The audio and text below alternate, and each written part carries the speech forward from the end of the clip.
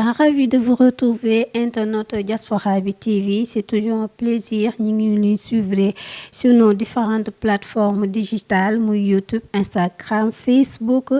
Tey nag l'invité de la rédaction dafa ñëw doxantu ñëw seet si ki nga xam ne mooy monsieur Youm Omar Youm, maire de Thiadiaye, ancien ministre des infrastructures. Maire de Thiadiaye yu ngi lay nuyu. maa ngi leen di fay di am mbégte di daje ak yéen di leen féliciter bu baax. di leen sant aussi ci invitation bi di nuyu képp koo xam ne mu ngi ñuy seetaan. D'accord ñu ngi kontaan ñun tamit monsieur Youm dalal bi ñu dalal fii sa cabinet ñu déplacé wu ñu seet si la gis nañ récemment it say sorties dañuy ñëw suñ première question commencé ko par le 23 juin tey ban bilan wala it ban message ngay def ci boobule anniversaire. bon d'abord sant yàlla bi nga xam ne may nañ ñu fekkee 23 juin 2011 fekke waat 23 juin 2022. di ñaan yàlla d'abord sunu première pensée mooy ñi nga xam ne malheureusement ci événement yooyu yàlla jël na seen bakken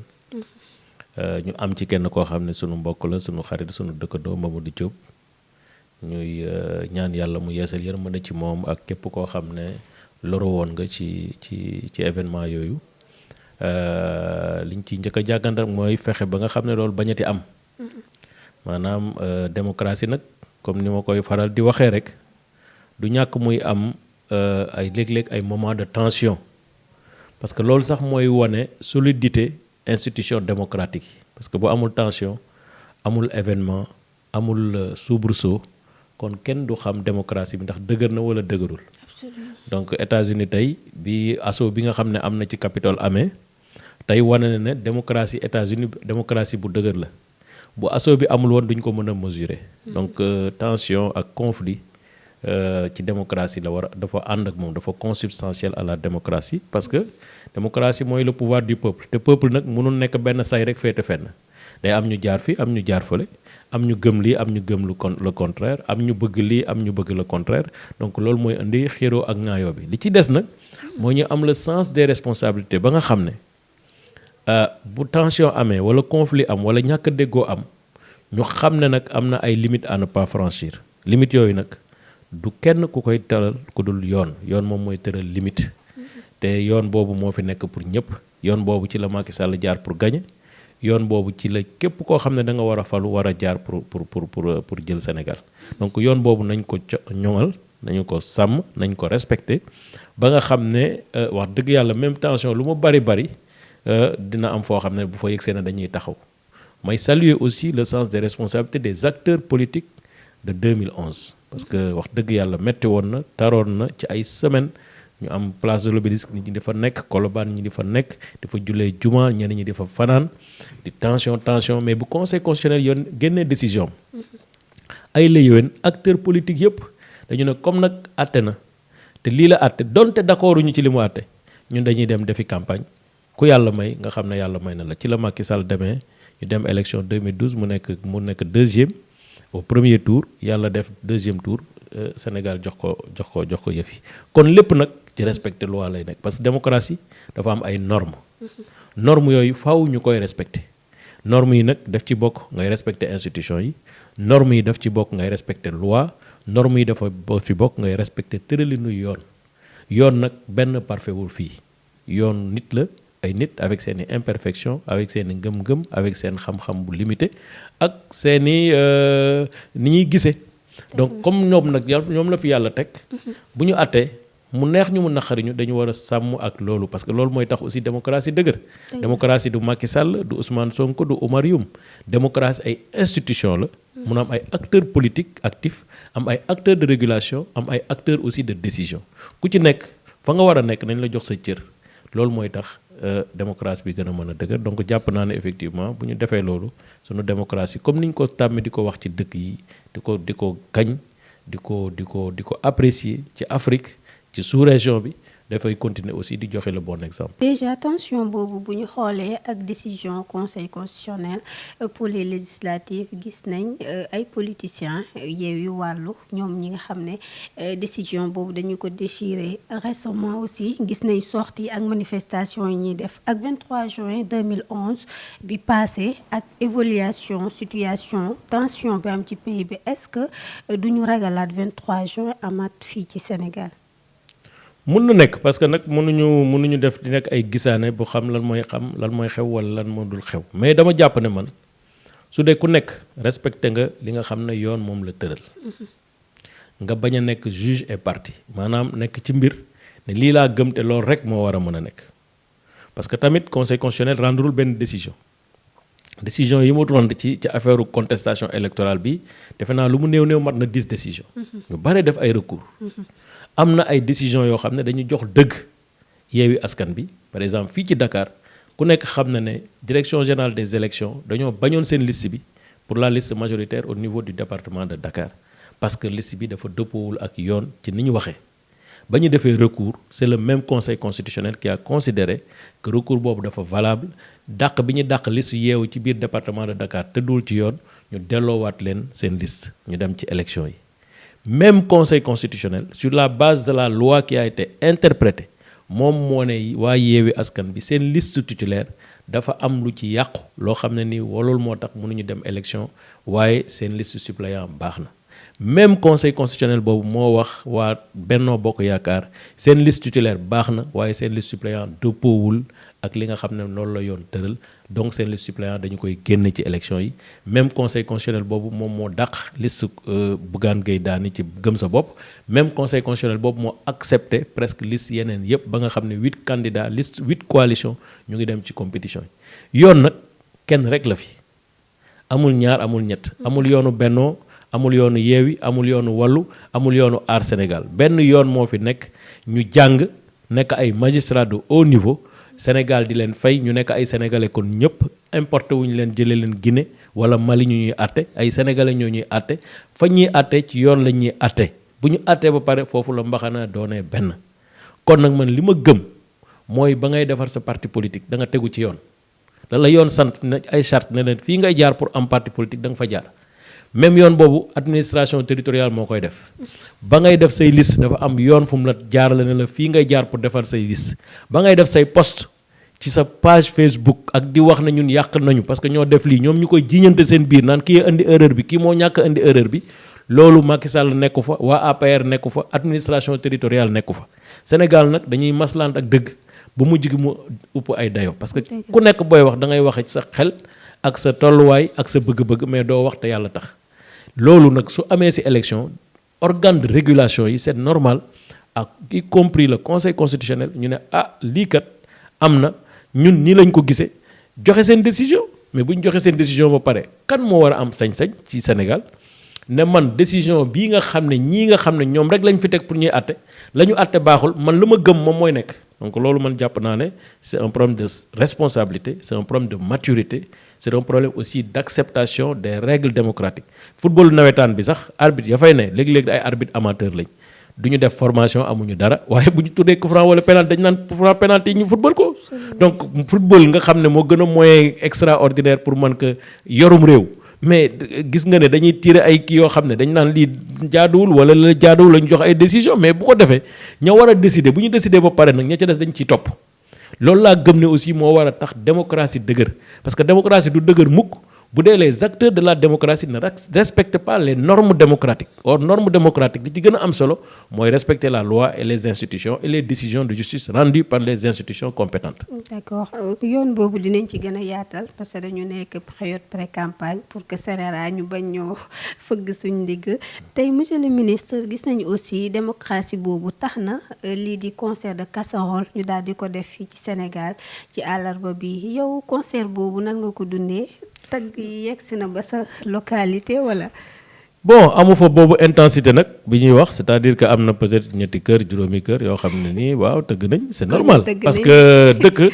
ñëpp mënuñu ànd nekk ci benn yoon man loolu man je suis un démocrate man dama gëm ne li yàlla amul yonent bi sallallahu alayhi wa sallam mi nga xam ne mooy sunu royukaay amu ko sunu mag ñu baax ñi nga xam ne ñoo fi ñëw indi seen i diine indi fi ay confréries yi amuñu ko parce que ñëpp nekkuñu murit ñëpp nekkuñu tijaan ñëpp nekkuñu xaadar donc faw muy am ay wuutale boobu moo tax yàlla def ñi jigéen def ñi góor def ñi ñu xees def ñi ñu ñuul def ñi ñu gàtt def ñi ñu njool et cetera loolu il faut nit ñi accepter la différence mais la différence pour man c'est une source de richesse cette diversité là richesse la pour ñun c'est une source aussi de complémentarité maanaam suñu humanité du mat tant que accepté wuñu l'autre comme étant un être différent de moi gëm ne aussi moom it dafa war a am gëm-gëm dafa am lu muy xalaat am nu muy xalaate muy wuute ak man ni may xalaate gëm ne dafa am éducation boo xam dafa wuute ak sama bos mais loolu yëpp complémentarité la war a indi mais warul indi benn xiiroo ak ŋaayoo boo xam ne à chaque fois dañuy jël di wane affaire yi mel ni nit ñi voilà ñun ay animaux intelligents lañ maanaam ay nit ñu yàlla def ci suñu xel dara bu ñuy tax ñuy réfléchir di xam li ñu war a def ak li ñu warul def di xam suñuy priorité li ma gëm daal mooy man je préfère en tant que démocrate concert de casserole à des bruits de fusil wala à des bruits de bottes wala à diffusion de sang wala ay nit ñuy daanu ci kii donc ils ont manifesté par un mode je pense qu'il est un mode pacifique à accepter ñëpp manifesté wuñu ñu ëpp ci Sénégalais yi manifesté wuñu te li ma wóor mooy la majorité de la coalition Benno Bokk Yaakaar n'est pas discutée et n'est pas remise en cause li gëm li ci des nag mooy loolu du baromètre tàccu fay foo am na ñu koy def ñoo xam ne CB leen ci dugal am na ñu koy def ñoo xam ne amuñu sax carte électeur am na ñu koy def ñoo xam ne Macky Sall dee ci seen xol mais peut-être mouvement de foule défoulé wu parce que sénégalais ak fecc ak way ku leen ci woo léeg-léeg dañ ci dugg parce que loolu dafa bokk ci suñu cosaan maanaam yëngatu foo ree et cetera dafa bokk suñu mais le vrai baromètre d'une démocratie élection la ku ëppale ku man kuy gagné da ngay dem élection bu dee jàpp nga ne yaa man yaa ëppale élection nga war a dem 31 juillet bu ñu demee 31 juillet la population va décider le peuple va s'exprimer de manière démocratique pour wax kan la ñuy yóbbu assemblée nationale ak kan la ñu dul yóbbu assemblée nationale. d'accord mais aussi message la pour le président Macky Sall parce que team immature bi ñuy wax entre guillemets ci concert de casserole bi am nañu génn pour soutenir Ousmane Sonko d'autres Sénégalais aussi génn nañ pour conditions de vie wala it yeneen moo yoo xam ne moo leen génnee mais pas l'invalidation de la liste de Yewwi wala Wallu. non c'est clair que comme li ma wax rek mouvement de foule ku nekk lan moo la ciy dugal. am na ñoo xam ne politique moo leen ci dugal am na ñoo xam ne tolluwaayu dëkk bi mu metti boo xam ne nii peut-être am nañ problème mu dépense dund gi cher na facture courant yi dafa cher facture ndox dafa cher amuñu xëy nangam loolu moo leen ci dugal am na ñoo xam ne fo bi moo leen ci yóbbaale see bi mouvance bi donc ku ci nekk am nga motivation bu spécifique moo tax ma ne loolu c'est pas un baromètre pour wane ne parce que tëgg nga da nga ànd ak Ousmane Sonko parce que dem nga ci casserole yi da nga ànd ak Ousmane Sonko am na ñu bari ñoo xam ne li ma wóor mooy bu dara desul lu dul dem voter ji bu soobee yàlla avec sérénité lucidité et responsabilité dañuy voter liste bi nga xam ne moom la ñu gëm donc li yëngul lépp nekkul loo xam ne dañuy contestation politique man comme ni nga ko waxee mën na nekk contestation boo xam ne c'est pour attirer l'attention du gouvernement sur les conditions de vie sur le pouvoir d'achat te loolu nag gouvernement def na ci lu bari président Macky Sall xaarul tey pour def xool situation sociale Sénégal moo fi indi bourse de sécurité familiale plus de 500 et quelques ménages 500 et quelques mille ménages ñu jàppale leen di leen jox 100 000 francs par année boo koy xool bourse boobu dinay toll ci presque ay 40 milliards de francs CFA depuis des années ñu ngi koy def moo fi indi CMU parce que dafa xam ne effectivement am na sénégalais yoo xam dañuy nekk ci ay tolluwaay di am problème mu faju duñu mën a faju di am problème mu hospitalisation duñ ko mën a def mu indi ko césarienne bi ñu fiy ñëw c'était très cher aujourd'hui césarienne ku def césarienne presque état bi moom mooy jël lépp en charge indi fii lu bare loo xam ne dafay dimbale askan bi wàññi dund gi depuis 2012 prix yi nga xam ne prix normalement prix du toog benn place mais 2012 ba presque 2016 benn prix yokkuwul fii ci Sénégal du suukar du diwlin du ceeb du dugub du gerte du dara lépp loo xam ne ni aussi dañ koy jaay pour état bi président Macky Sall ne gerte gi dañu yokk prix bi taxaw ci ba nga xam ne tey presque boo moytul gerte mu ngi dem ci 250 francs le kilogramme loolu ay mesures la yoo xam ne c'est pour accompagner le pouvoir d'achat yokk si nag à partir de 2016 ba 2022 plus de 671 milliards de francs CFA le gouvernement président Macky Sall dugal lu ñuy tuddee bouclier de prix pour que prix yi bañ a yokku mais aussi pour que électricité bañ a yokku ba ci Covid bi loolu fekk nañu ci Covid bi mu ñëwee aussi 1000 milliards la jël dugal ko pour bâtir la résilience des populations ci entreprises yi ci kër yi ci lépp génne xaalis joxe ko ci ménage yi loolu aussi génne ay ceeb génne ay diwlin génne ay sukkar joxe ko mais kooku sa sensibilité pour les questions sociales c'est pas à démontrer tey ci budget loi de finances rectificative bi nga xam ne dugal nañ ko en avril 2022 300 milliards de francs CFA mu ngi ci budget bi pour bañ essence yokku pour bañ gasoil yokku pour bañ électricité yokku pour bañ ceeb yokku pour bañ ski yokku et cetera et cetera d'ailleurs gis ngeen ne essence yokku na 890 lay jar presque yokku nañ ci 115 francs mais gasoil yokkuwul pourtant li yokk essence moo waroon yokk gasoil mais président Macky Sall 150 milliards yi mu dugal pour subventionner moo tax gasoil yokku parce que gasoil bu yokkoo mais ñiy defar ñiy ñëw ñiy defar mburu ñiy liggéey ci ay industrie ñiy dawal oto def transport et cetera seen prix donc dafay yokk loolu moo tax mu bloqué prix gasoil bi pour que sénégalais yi mën a dund ci jàmm jël 120 milliards de francs CFA def ko ay augmentation de salaire maanaam revalorisation des salaires enseignants yi bokk ci les corps militaires paramilitaires bokk ci et cetera les eaux et forêts ba pare nag ne après nañu xoolaat yeneen secteur fonction publique nan la ñuy def pour jàppale leen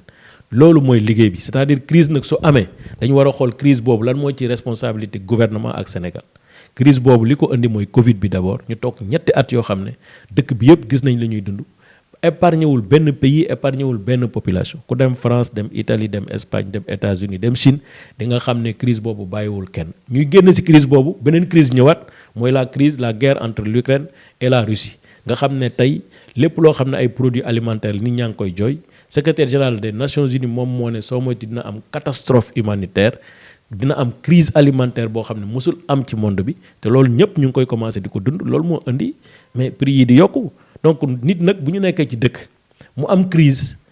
au lieu ñuy xool ay bouc émissaire naan kii a def lii kii a def lii non dañu war a xool ensemble comment construire notre résilience ensemble parce qu'un État c'est un tout État c'est pas Macky Sall et sa famille ou son gouvernement l'État c'est vous c'est nous tous donc bu mbir dalee ci dëkk ñun ñëpp dañu war a taxaw tey doo gis benn journal France ñu ne crise bi yokk prix yi Macron moo ko indi doo gis benn journal Italie wala Espagne ñu ne lii am ci dëkk bi diw moo ko indi doo ko gis États-Unis parce que xam nañu ne loolu mais du Macky Sall moo ko indi c'est une situation mondiale donc comme on vit la mondialisation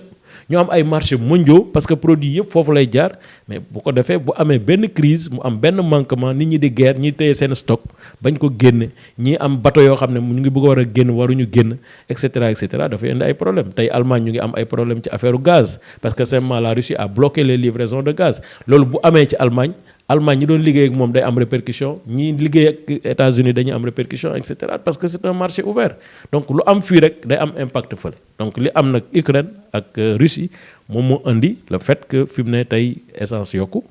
moo indi bu ci kanamee boo moytul blé dina yokku bu blé yokkoo après leneen dina yokku mburu dina yokku après farine dina yokku et cetera et cetera et cetera. Cette crise elle est mondiale monsieur Youm mais tey bu ñu xoolee Sénégal li fi gën a métti moo nekk baadoolo bi nga xam ne poosam loxoom jotul ginnaawam tey bu ñëwee di jënd kilo ceeb à 500 francs litre diwlin mu doon jëndee 3000 ñu 5000 bi liñ ko ci wecc bëreetul bourse sociale boobu aussi c'est bien parce que ñi nga xam ne liggéeyuñ buñ ko jotee dinañ ci mën a def lu bëri wante it am na ci ñoo xam ne balaa ñu cee jot dina métti même bu nekkee président def na ay stratégie yoo xam ne pour sénégalais yi ñu sentir seen bopp am dund bu fiix mais it dangay gis ci wat bi dina am ay gàllankoor yoo xam ne saa su ne rek dafay baax ñu koy won di ko wax pour ñu mën cee tenir compte pour une solution rapporter it ay stratégie yoo xam ne dinañ génn ci boobu situation mais la crise elle est mondiale. Bien sûr non c'est-à-dire que dama commencé wax la déjà balaa crise bi li président Macky Sall liggéey ci social. Parce que xam nañu ne dëkk bu mel ni Sénégal ñu leen di woowee des pays en voie de développement dañuy li tax ñu leen di tuddee noonu dafa am ay critères maanaam dañuy am population bu yaatu dañuy am jeunesse bu bari dañuy am taux de chômage bu yaatu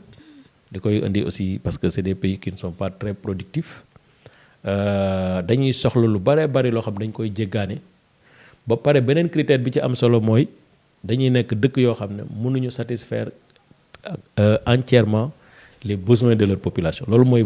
pays en voie de développement noonu lañ koy caractère yooyu moom mooy wane ne yow mi pays en voie de développement nga mooy sa doole sa loxo jotul sa gannaaw nit ku nekk nag da nga koy xool ci sa kër parce que lii fi moom tegtal yi yomb na est-ce que sa kër lépp mat na da nga naan forcément non est-ce que seen biir famille lépp mat na est-ce que sa quartier bi nga nekk lépp mat na est-ce que sa commune bi nga nekk lépp mat na balaa nga ne est-ce que état bi lépp daf ko war a matale donc moo tax ma ne état bi ñun ñëpp la ñun ñëpp a si bokk pays yi ñu nekk du pays boo xam ne lu la neex nga mën c'est-à-dire ñun suñu marge ci budget ci dépense ci dem ci social dafa dul bari parce que boo xoolee suñu budget 5557 milliards yi nekk suñu budget lu ci baree bari presque mën nañ ne 30% ay salaire lay nekk da ngay fay salaire li ci des da ngay fay ay bor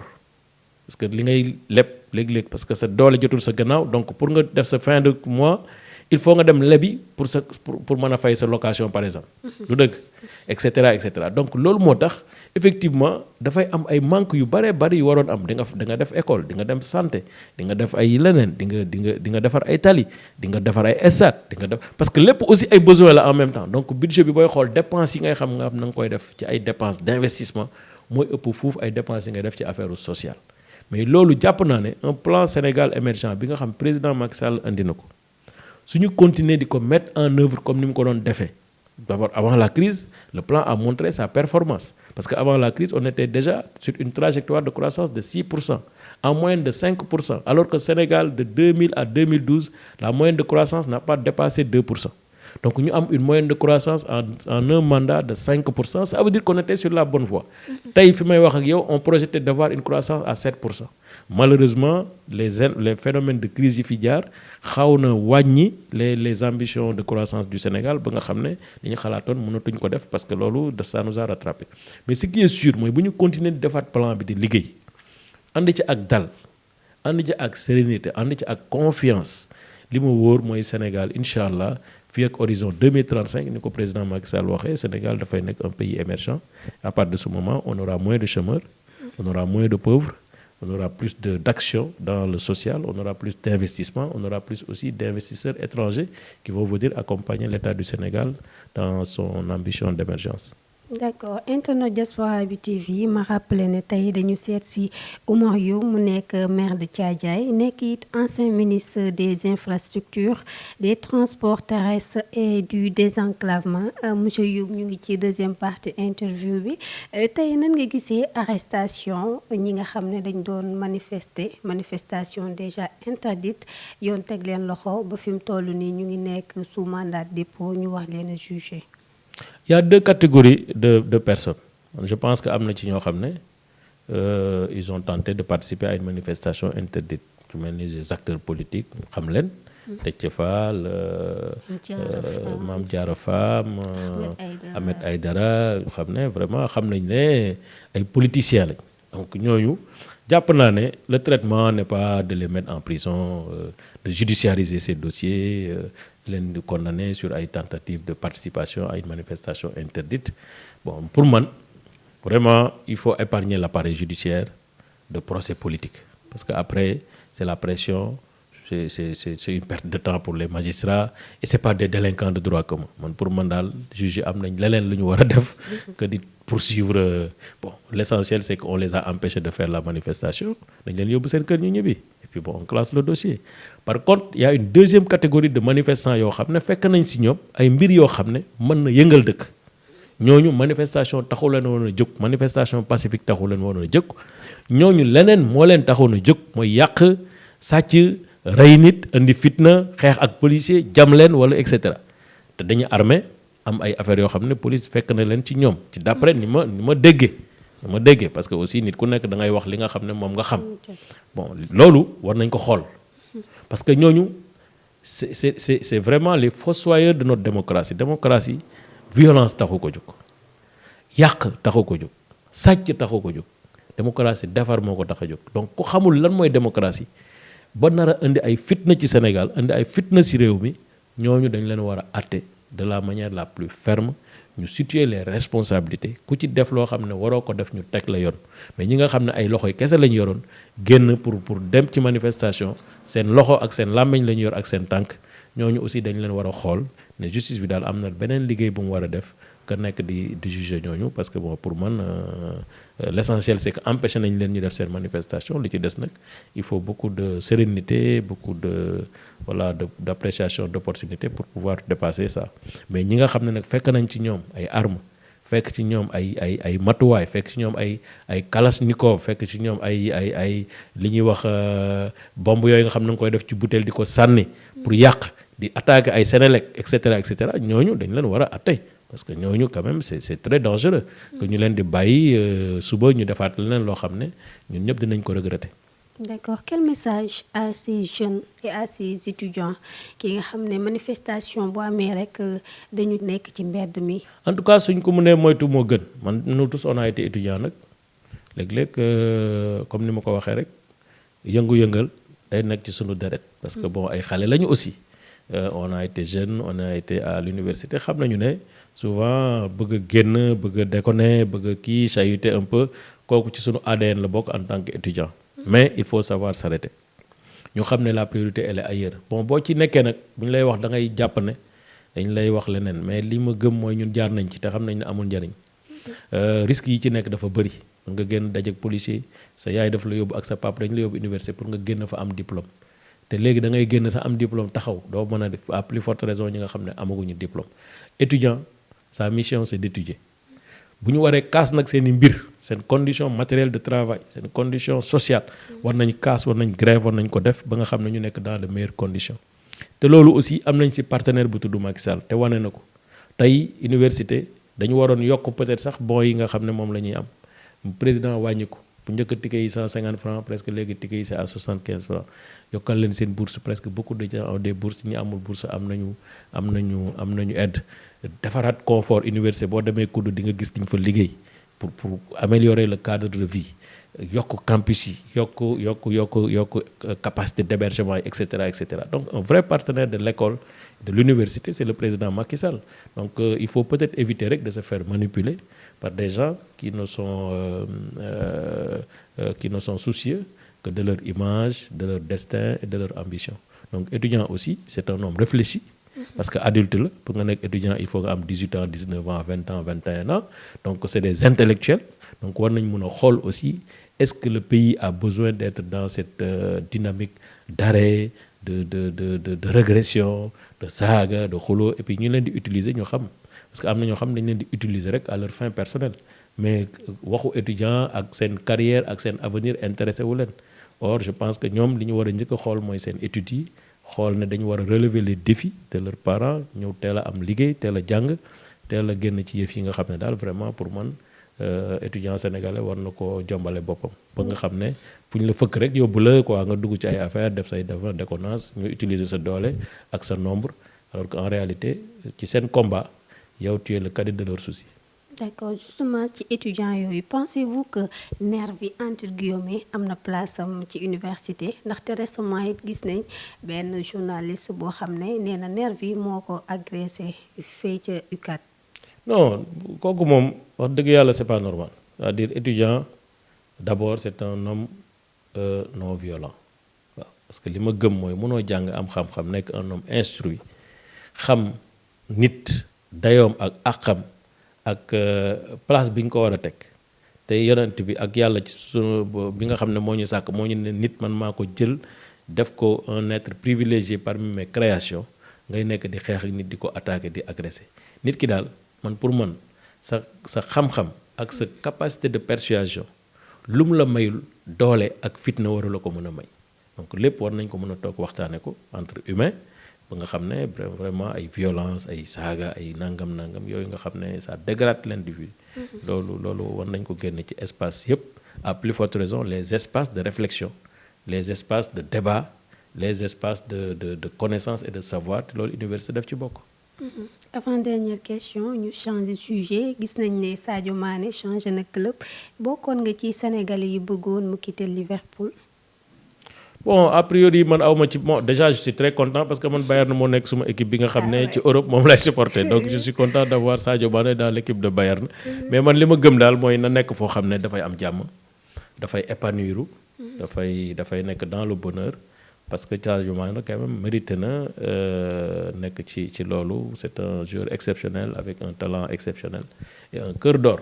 ba pare waxuñu dara mais humilité am rek parce que nit moom li ci gën a am solo mooy nite te Sadio Mané nag dafa nite donc vraiment ñu ngi koy ñaanal yàlla fi muy dem noonu yàlla na fa fekk li nga xam ne moom la bëgg. Monsieur Youm, libre verbe à votre convenance. Bon xanaa sant leen gërëm leen ñaan yàlla def jàmm ci Sénégal parce que jàmm comme ni ñu koy waxee ci la lépp xaj ñaan yàlla aussi mu may ñu dem ci élection 31 juillet 2022 yàlla may ñu ndam parce que gëm naa ne aussi président Macky Sall ak li mu liggéey Sénégal mérito na am assemblée nationale boo xam dafay am majorité pour mun a liggéey li nga xam ne moom la bëgg a liggéeyal Sénégal ñu ngi gërëm ñëpp di sant ñëpp salaamaaleykum.